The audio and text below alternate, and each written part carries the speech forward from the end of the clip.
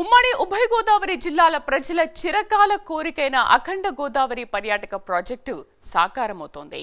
94 కోట్లతో తూర్పు గోదావరి జిల్లా రాజమహేంద్రవరం, కడియం, నిడదవోలు ప్రాంతాల్లో పర్యాటక రంగాన్ని అభివృద్ధి చేయనున్నారు. డిప్యూటీ సీఎం పవన్ కళ్యాణ్ చొరవతో ప్రతిష్టాత్మక అఖండ గోదావరి పర్యాటక ప్రాజెక్టుకు కేంద్ర పర్యాటక శాఖ మంత్రి గజేంద్ర సింగ్ షెకావత్ శంకుస్థాపన చేశారు. ఈ ప్రాజెక్టు గోదావరి తీర ప్రాంతాలను పర్యాటక కేంద్రంగా మార్చడంతో పాటు స్థానికుల ఆర్థిక వ్యవస్థను బలోపేతం చేయడానికి ఉపయోగపడుతుంది.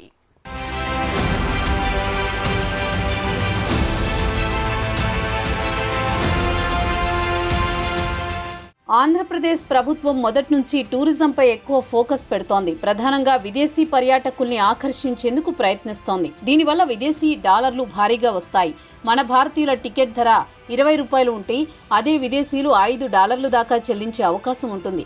$5 అంటే చిన్న మొత్తం కాదు, 400 రూపాయలతో సమానం. అంటే ఎంతలా రెవెన్యూ పెరుగుతుందో అర్థం చేసుకోవచ్చు. అందుకే ఏపీ ప్రభుత్వం విదేశీయుల్ని ఆకర్షించడం ద్వారా రెవెన్యూ పెంచుకోవడానికి ప్రయత్నిస్తోంది. అందుకే పర్యాటక ప్రదేశాల్ని సరికొత్తగా మరింత ఆకర్షణీయంగా మార్చుతోంది. ఈ క్రమంలో రాష్ట్ర ఉప ముఖ్యమంత్రి పవన్ కళ్యాణ్ అభివృద్ధిపై ఫోకస్ పెట్టారు. రాజమహేంద్రవరం కేంద్ర మంత్రి గజేంద్ర సింగ్ షెకావత్తో కలిసి అఖండ గోదావరి ప్రాజెక్టుకి పవన్ కళ్యాణ్ శంకుస్థాపన చేశారు. తూర్పు గోదావరి జిల్లా రాజమహేంద్రవరం, కడియం, నిడదవోలు ప్రాంతాల్లో పర్యాటకాన్ని మరింత అభివృద్ధి చేసేందుకు అఖండ గోదావరి ప్రాజెక్టుకు శ్రీకారం చుట్టారు. గోదావరి పుష్కరాల నాటికి అఖండ గోదావరి ప్రాజెక్టు పూర్తి చేసేలా ప్రణాళికలు రూపొందించారు.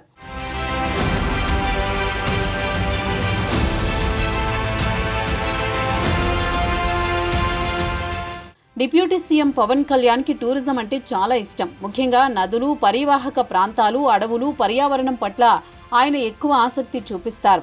ఇక సీఎం చంద్రబాబు కూడా వరల్డ్ టూరిజాన్ని నిరంతరం గమనిస్తూ ఉంటారు. అందువల్ల ఈ 4 ఏళ్లు ప్రభుత్వం టూరిజంపై ఎక్కువ ఫోకస్ పెట్టే అవకాశాలు కనిపిస్తున్నాయి. 127 ఏళ్ల చరిత్ర గల హ్యావ్లాక్ రైల్వే వంతెన అభివృద్ధి, పుష్కర్ ఘాట్ సుందరీకరణ, కడియం నర్సరీలు, గోదావరి కాల్వలో బోటింగ్, బ్రిడ్జిలంక వద్ద టెంట్ హౌస్ తదితర పర్యాటక ప్రాజెక్టులు చేపట్టారు. అటవీ సిబ్బందికి శిక్షణ ఇచ్చేందుకు అటవీ అకాడమీకి శంకుస్థాపన చేశారు.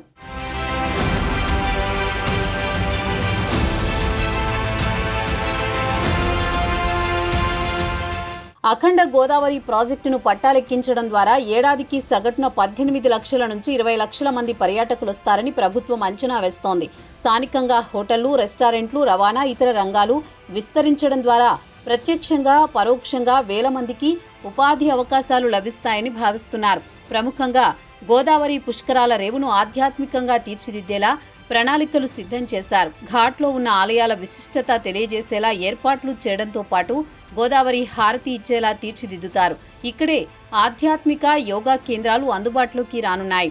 హేవ్లాక్ వంతెనను పర్యాటకంగా అభివృద్ధి చేయాలని దశాబ్దాలుగా ఉన్న ఆకాంక్ష కూటమి హయాంలో సాకారం కానుంది.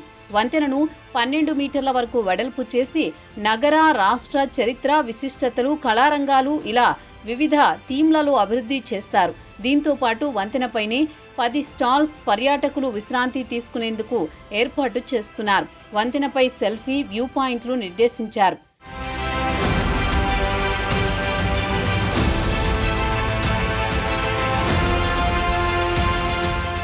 ప్రధానంగా విదేశీ పర్యాటకులను ఆకర్షించేలా నగరం చుట్టుపక్కల ప్రాంతాలు తీర్చిదిద్దనున్నారు.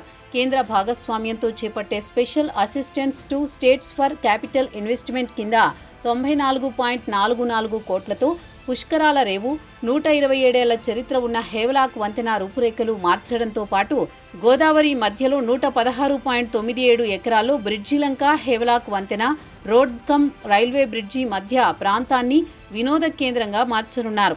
హేవ్లాక్ వంతెన నుంచి బ్రిడ్జిలంకలోకి దిగేలా ఏర్పాట్లు చేయనున్నారు. తపోవనం పేరుతో boating, water activities, sports activities, రెస్టారెంట్లు, ధ్యాన మందిరం, ఆయుర్వేద కేంద్రాలు, ఈవెంట్ స్పేస్తో పాటు పీపీపీ విధానంలో మరిన్ని సదుపాయాలు ఏర్పాటు చేసేలా ప్రణాళికలు సిద్ధం చేశారు.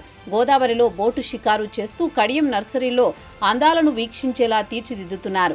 కడియపు లంకలోని 260 ఎకరాల్లో నర్సరీల ఎక్స్పీరియం సెంటర్, వేమగిరి నుంచి కడియపులంక వరకు బోటింగ్, గట్టు పటిష్టత, స్టాల్స్ ఏర్పాటుకు కార్యాచరణ సిద్ధం చేశారు. నిడదవోలు కోట సత్యమ్మ తల్లి ఆలయానికి వచ్చేవారికి ఇబ్బంది లేకుండా వసతులు, ఆలయ అభివృద్ధి చేయనున్నారు.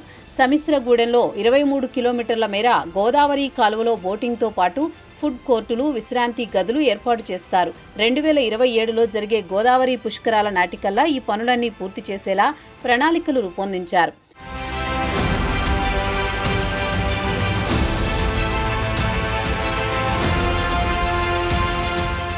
ముఖ్యమంత్రి చంద్రబాబు ఆలోచనతో పర్యాటక రంగంలో యువతకు ఉద్యోగ, ఉపాధి అవకాశాలు లభిస్తాయని, డబుల్ ఇంజిన్ సర్కారుతో కేంద్ర రాష్ట్ర ప్రభుత్వాలు వేగంగా అభివృద్ధి చేస్తున్నాయని డిప్యూటీ సీఎం పవన్ కళ్యాణ్ అన్నారు. రాజమండ్రి అంటే గుర్తుకొచ్చేది గోదావరి తీరం. ఇక్కడ నాగరికత, భాష ఉంటాయి. ఆంధ్రుల అన్నపూర్ణ డొక్కా సీతమ్మ జన్మించిన నేల, ఆదికవి నన్నయ్యకు జన్మనిచ్చిన నేల, బాపు రమణల్లో ఒకరైన ముల్లపూడి వెంకటరమణ సహా ఎంతో మంది సాహితీవేత్తలు, ప్రముఖులు పుట్టిన ప్రాంతం ఇది. ఈ ప్రాంతాన్ని డెవలప్ చేద్దామని భావించామన్నారు. మొత్తం 7 ప్రాజెక్టుల్లో అఖండ గోదావరి ప్రాజెక్టు ముఖ్యమైనదన్నారు. విశాఖ స్టీల్ ప్లాంట్ ప్రైవేటీకరణ కాకుండా కేంద్ర మంత్రి షెకావత్ సహకారం అందించారన్నారు.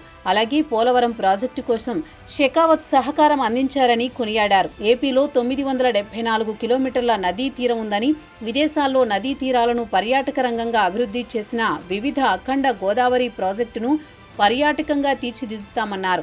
2035 నాటికి రాష్ట్ర వ్యాప్తంగా ఏపీలో పర్యాటక రంగాన్ని అభివృద్ధి చేస్తామని పవన్ కళ్యాణ్ స్పష్టం చేశారు.